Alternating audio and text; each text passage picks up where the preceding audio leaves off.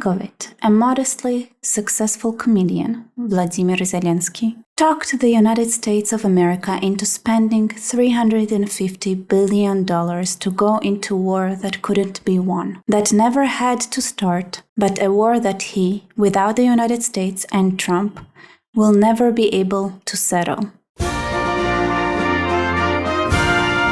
The United States had spent $200 billion more than Europe, and Europe's money is guaranteed, while the United States will get nothing back. Why didn't Sleepy Joe Biden demand equalization? In that this war is far more important to Europe than it is to us. We have a big, beautiful ocean, a separation. On top of this, Zelensky admits that half of the money we sent him is missing. He refuses to have elections, is very low on Ukrainian polls, and the only thing he was good at was playing Biden like a fiddle. A dictator without elections, Zelensky better move fast or he's not gonna have a country left. In the meantime, we are successful in negotiating an end to the war with Russia, something all admit only Trump and the Trump administration can do. Biden never tried, Europe has failed to bring peace, and Zelensky probably wants to keep the gravy train going. I love Ukraine, but Zelensky had done a terrible job. His country is shattered and millions have unnecessarily died. And so it continues. This is what Donald J. Trump had posted on X yesterday.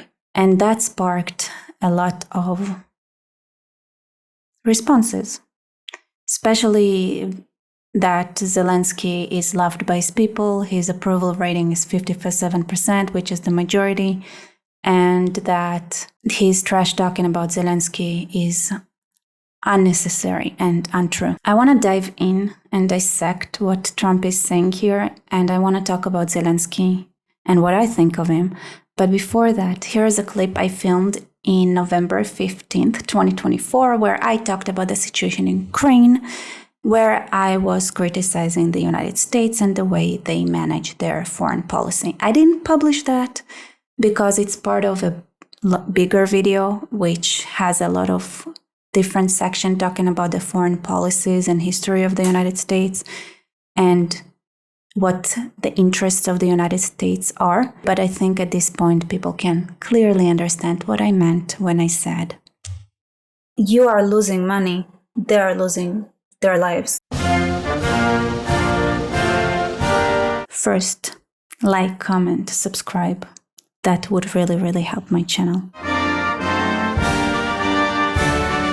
Let's talk about responsibility and what does it mean to be a superpower empire, somebody who plays this global game, and what you need to do in order to be a player that other nations would want to play with you. So, for example, there is a country that is close to a country that has nukes, for example, and is very, very rich not in like understanding how to actually get money out of their richness, but in basically being the breadbasket of Europe, for example. And because it's stupidly corrupt, but it has really great resources, here comes American, maybe the son of the president, maybe others, and starts buying off stuff.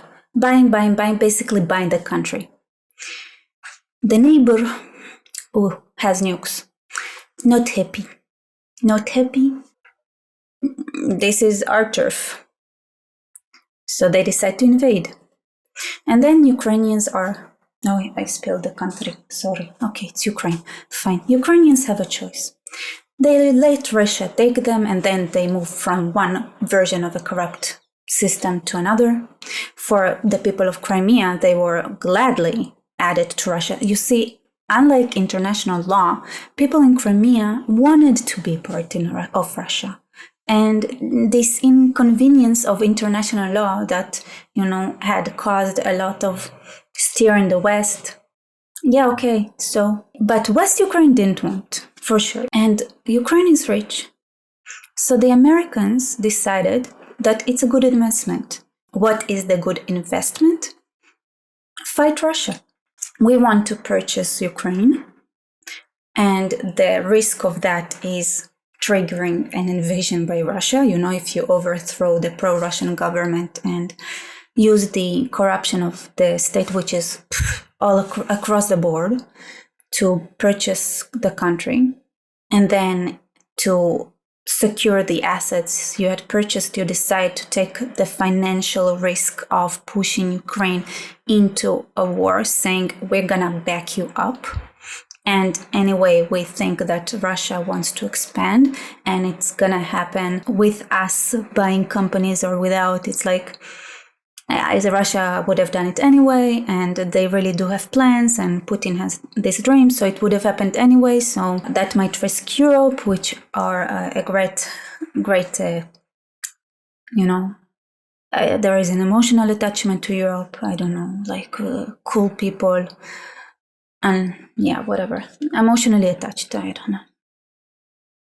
So the Americans decided to say, hey, Ukraine, go to war. Take that risk. We're gonna support you. We're not gonna give you stuff. And now, of course, it ended up being a little bit of a maybe failed investment. And people are like, why are we funding this? Why are we funding Ukraine? Well, they could have given up. They could have not fought. You are losing money. They are losing their lives. And for some Ukrainians, something I got to hear from Ukrainians, in the end of the day, is America gonna buy everything here or Russia gonna buy everything here? We're not gonna enjoy our resources either way. Before this war started, there was a lot of effort of building this national identity, outlawing Russian, having Ukrainian as their language, like having a generation that is like, yes, we're Ukrainian, we don't like Russia. It was an investment, but you're losing money and they're losing their lives. At some point, you stand up and you have to say, we made an investment. We thought it would be worth it. We feared to lose the breadbasket of Europe to Russia. Or you know what? We wanted to make American companies richer, and we're gonna put this son of a president in jail where he belongs. And, back off, cut your losses, see what you can do, and take responsibility. I also want to add that right now it seems like Russia bit more than it can chew, so it gave a little bit of its soul, its body, and whatever it could offer to, China. So for Ukraine, China might be the final box, actually. And just saying, if you thought about like who's going to be a better boss, Russia or the United States, maybe you all should also think who's going to be a better boss, China or the United States. Don't ask me how it happened, but it's almost 2 a.m. and let me tell you, I went into this rabbit hole of trying to understand what were people thinking when they decided to do what they did when it comes to Ukraine and Russia. And to be honest, I think I understand better now. I mean, I had a hunch, but still I wanted to see the data and how it looked like. Here's the thing. I imagined that I am an analyst in the intelligence, Russian intelligence, in the years before Russia invaded Crimea. And I searched up the plan that the United States has and Europe has when it comes to Russia. And the search results, seriously speaking, I didn't look for anything that was the USA, NATO, Ukraine, and nothing. I actually just look for US-Ukraine relations. Just that, times that Clinton talked about Ukraine, Biden talked about Ukraine, Obama mentioned Ukraine, and the rhetoric they had used, and then research centers and what they had suggested that the American government should do when it comes to Ukraine and Russia. And the results were very concerning if you look at them from a Russian standpoint. because it looked like the United States, together with Europe, or not necessarily with Europe, is planning to isolate Russia.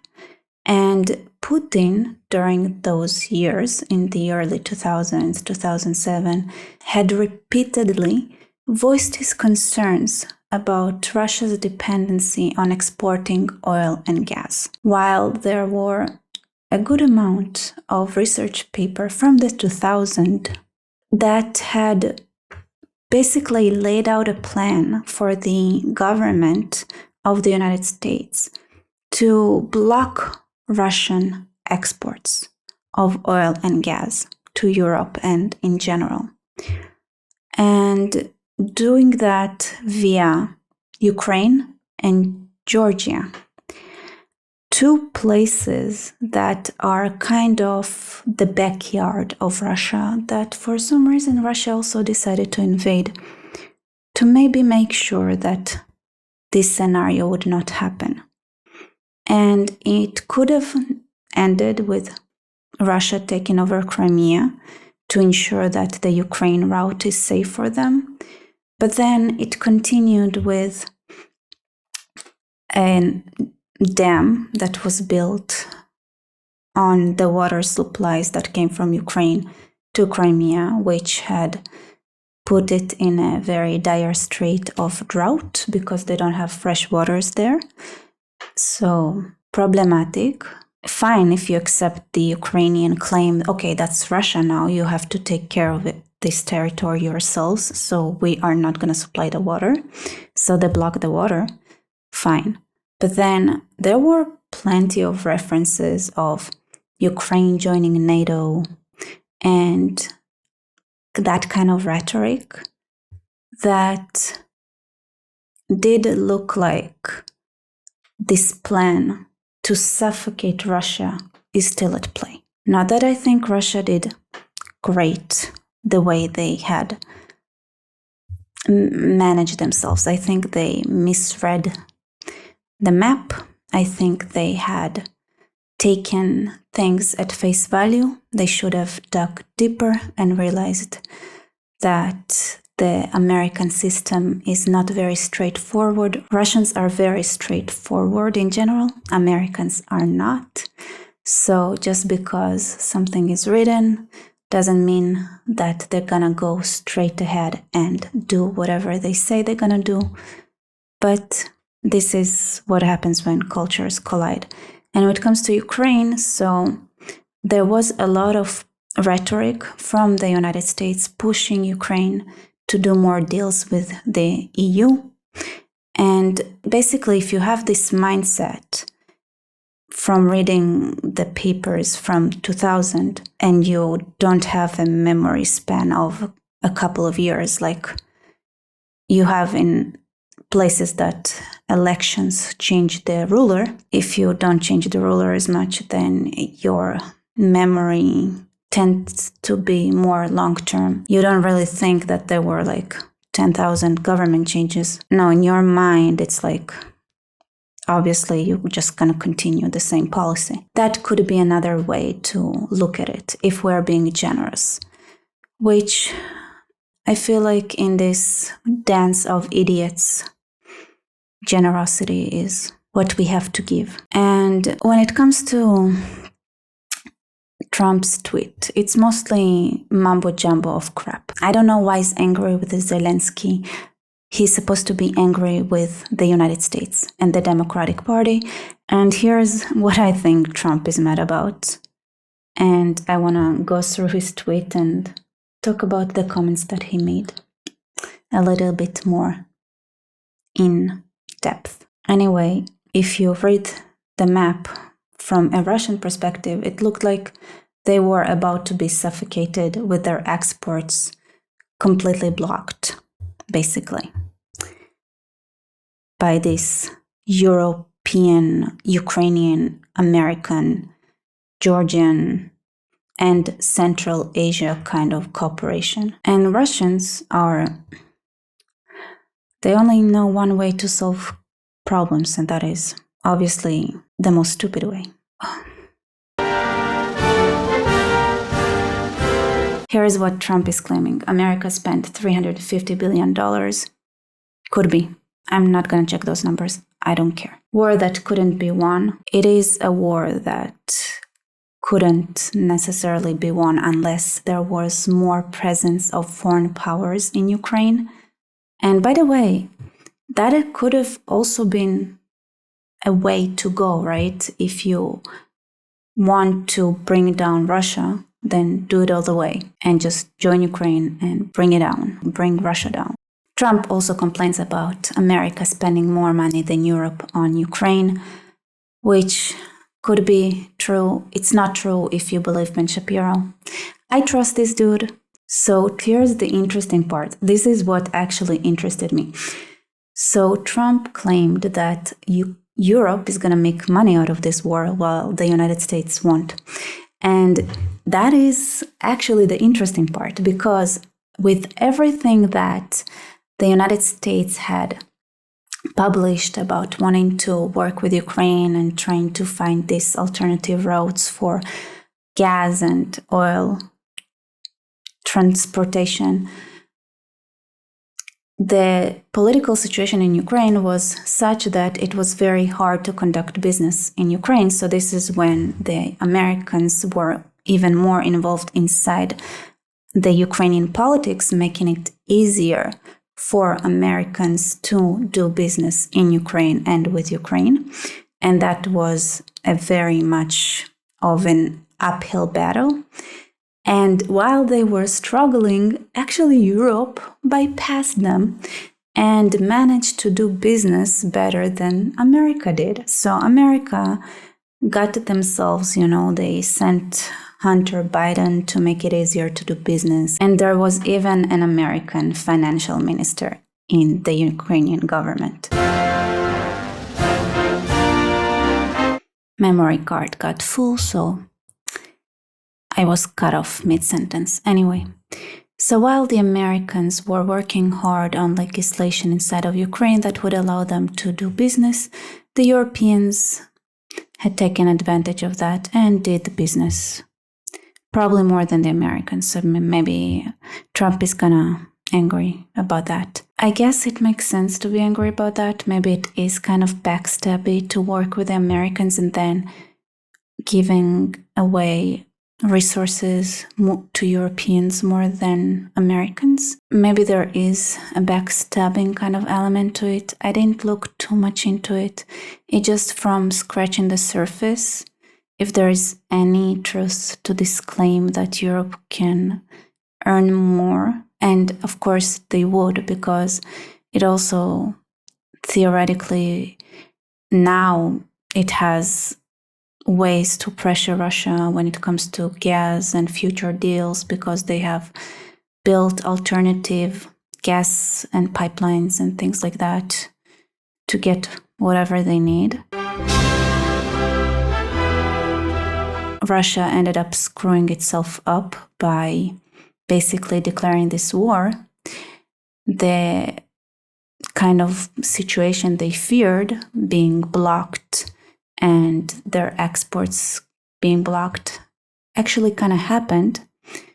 But I guess it didn't happen fully. So it's not an hermetic kind of export ban on Russia. So maybe that situation is maybe it could have been worse in their reading of the map that was basically probably as accurate as Putin assessment of this army's readiness to go into war, because the generals were very corrupt and they said, of course we've been maintaining the tanks and stuff, when they were actually building villas, but they put up a front when it came to showing their achievements to Putin. And lo and behold, when the war came, they I don't know how you start a tank actually, but if you had, let's say if it was like a car and you just, the engine didn't start.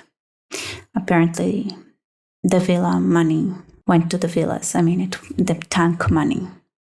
So this is what happens when you're running a country full of idiots. But I guess it's the same with Zelensky, Russia is corrupt, Ukraine is corrupt, kind of hard to make your vision happen. So let's talk about Zelensky himself. So Trump really called him like he wants the gravy train or whatever. But here is the reality on the ground in Ukraine. People have been dragged out of parties to go and fight in the front against Russia. People are being basically, same in Russia, by the way, yeah, they catch people. I mean, Russia is interesting. They have like a more sophisticated kind of way of recruiting people. But even then, in the beginning, there was a lot of that. A lot of men ran away. So anyway, Zelensky just catching people on the street. I've met somebody who literally lost all his classmates. All the men that were in his class are gone. Did they want to participate in this war? Did anyone ask them? No, they had to go. And people are being forced to go and fight for Ukraine, in Ukraine. And they closed, the airports down, they closed the borders so men wouldn't escape when it's time to fight Russia. Which for many, especially in Eastern Russia, is also fighting their family members. I know plenty of people who have mixed families, Russia and Ukraine. Ridiculous. This is why he clearly said millions died for no effing reason. It does feel like millions died for no reason. There are more important fights that could have had happened if it wasn't for this kind of twisted situation when everybody were just kind of rolling and not stopping to think and misreading what's going on. Russia was, to be honest, let's be honest, if you go back to that time, Russia was designated as the world's bad guy. And every time there was a villain in Russian movies, even after the Soviet Union had fallen, the accent was Russian. So it gave a certain impression. Did the Russians deserve that? At that point, probably not so much. Is the system in Russia messed up? It's messed up. It's effed up. Putin, especially after the war started, lost it. There was no more free speech in Russia. Russia was great. People loved Russia. But there are a lot of problems inside of Russia, and Putin just, really chased the opposition away. And Russia had committed atrocities. I'm sure the Russians are now genuinely being hated. If you take, for example, what I've heard from Georgia about the way the Russians had conducted themselves by removing all the clergy from the church that didn't support Russia, for example, and by from time to time abducting Georgian women just so they can get, money to give them back, because that's how they make money. Because they don't have enough money to feed themselves. So that's the solution they found. Are these women always treated the best? Probably not. I don't know. Maybe they are. But not a great experience at all. So Russia is now hated and isolated. And it's in a problematic position. So even if before that there was a big chunk of Ukrainians who did not understand why they had to fight Russia, and they mostly were motivated by wanting to be part of the West and part of EU. And they were kind of delusional, if you ask me personally, but that's a different conversation. And basically, look what I said about Georgia, and it applies to Ukraine as well. You see, Ukrainians wanted EU so that they could get out of Ukraine mostly. I think so, at least. Some sure did love Ukraine, but it was a very corrupt, poor country. Anyway.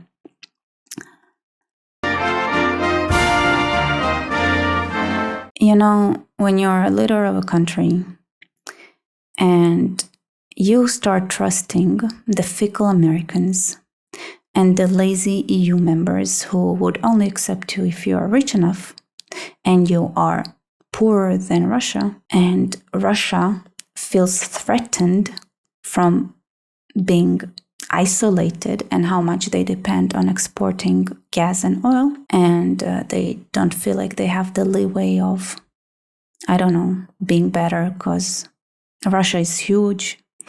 The problems are, there are things that need time. And I don't think that there is always a magic solution to things. So Russia probably didn't have any realistic way of not depending on it short term. And it's a slow,